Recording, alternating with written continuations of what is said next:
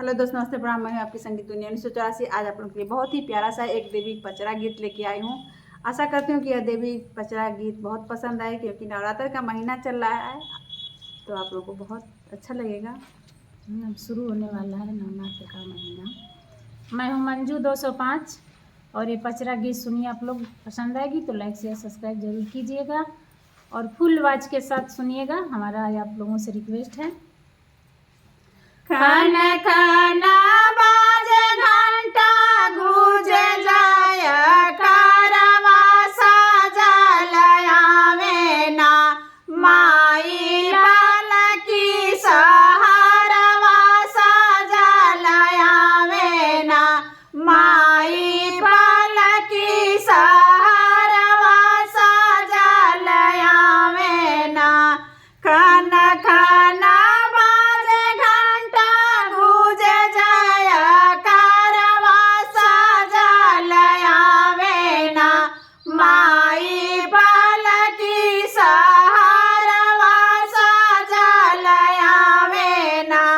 पालकी संभाल पूछे माई से, कहरवा कहाँ है मैया ना, चलबू के करे दुआरवा कहाँ है मैया ना, चलबू के करे दुआरवा कहाँ है मैया ना। पालकी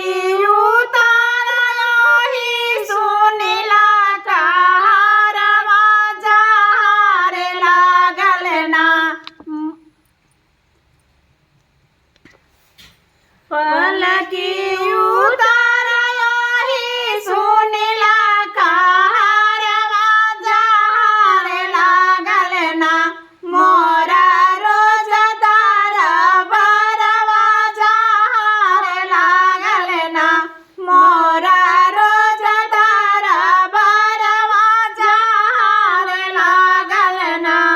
मोर लेके राजा रंग दुखी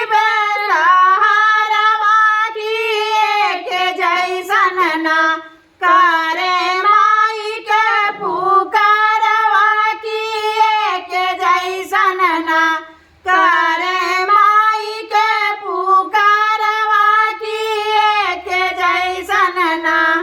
ओ नहीं में बैठे बीचा चोरवा, गुल खोरवा बचाए रखिया ना, माई रोटी रोज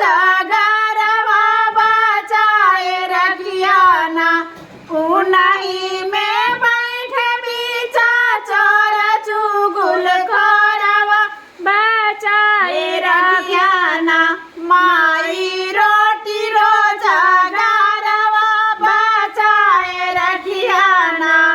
पापा का प्यार अपने माई का दुलारा क्यों नहीं बाटे ना, अपने लड़कन के